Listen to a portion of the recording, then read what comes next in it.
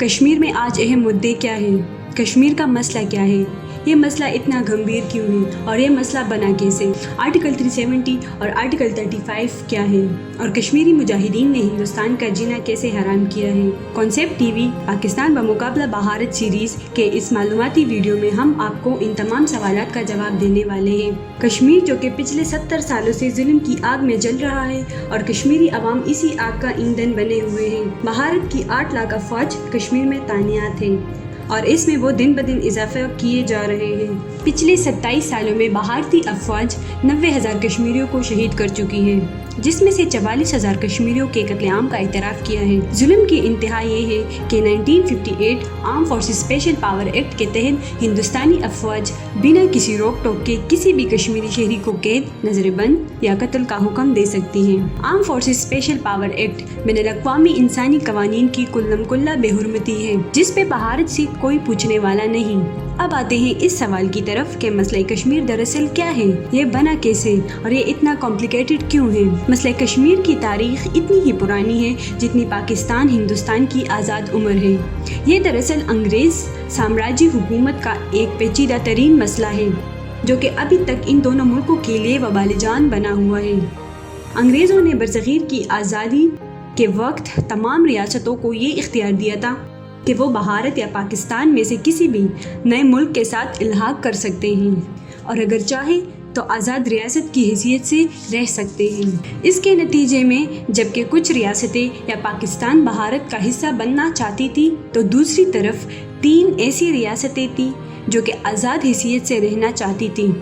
ان میں حیدرآباد، چنّا گڑھ اور کشمیر سر فہرست تھے۔ بھارت کے پہلے نائب وزیر اعظم سردار پٹیل نے حیدرآباد اور چنّا گڑھ کو بھارت میں جیسے تیسے کر کے شامل کروا لیا، جس کی دلچسپ کہانی ہم آپ کو اگلی قسط میں دکھائیں گے۔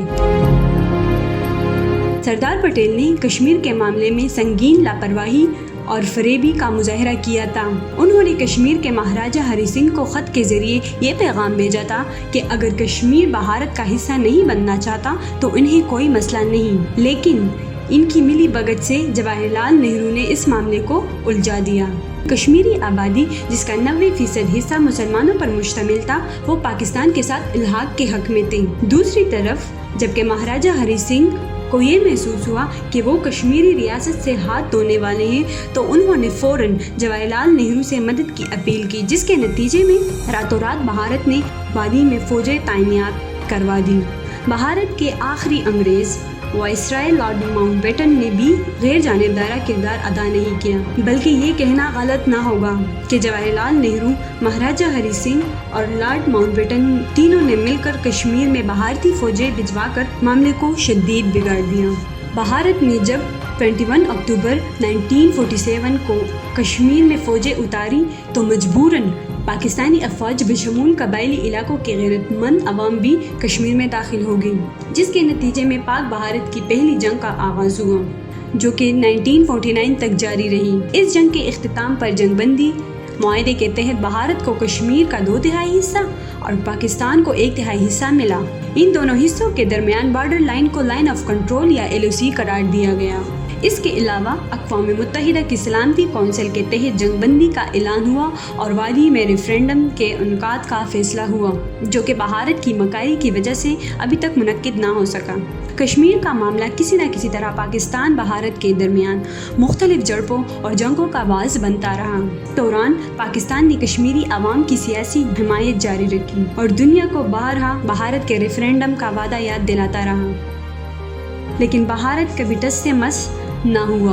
آخر تنگ آ کر 1989 میں کشمیری لوگوں نے اپنی آزادی کی تحریک کو ایک نیا جوش اور ولولہ بخشا، جس کے نتیجے میں کشمیری مجاہدین اپنی آزادی کے لیے افواج پر ایک منظم طریقے کے نظریاتی عسکری حملے کرتے رہی۔ لوگوں کو خاص طور پر نوجوانوں کو بڑوں نے تیار کرنا شروع کر دیا۔ کشمیر آزادی تحریک میں جو جان 1989 میں کشمیریوں نے خود ڈالی وہ اس سے پہلے کبھی نہ تھی۔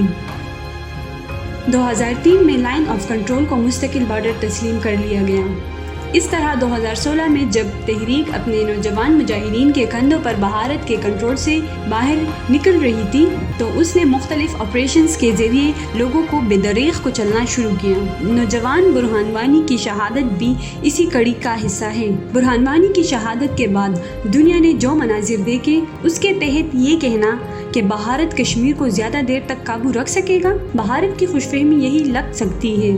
برہان وانی کی شہادت کے بعد کشمیریوں کو ایک ایسا نڈار ہیرو مل گیا جس کو دیکھتے دیکھتے وادی کے ہزاروں ماؤں نے اپنے جوان بیٹوں کو کشمیر کی آزادی کے لیے وقف کر دیا۔ نتیجتاً کشمیری مجاہدین تعداد اور جذبے کے لحاظ سے بھارت کے لیے ایک بہت بڑا خطرہ بن گئے ہیں۔ آرٹیکل 35A اور آرٹیکل 370 دراصل بھارت کی وہ آخری چالیں ہیں جس کے ذریعے وہ کشمیر میں مسلمانوں کے علاقوں پر ہندوؤں کو قابض کرانا چاہتی ہے۔ دوسری طرف وہ کشمیریوں کے خصوصی حقوق کو ختم کرنا چاہتی ہے۔ اس سے بھارت کے دو عزائم سامنے آتے ہیں، ایک وہ کشمیری آزادی تحریک کو کچلنے کے لیے کچھ بھی کر سکتے ہیں، اور دوسرا یہ کہ وہ اب کشمیر میں ہندوؤں کی زیادہ آبادی دیکھنا چاہتی ہے۔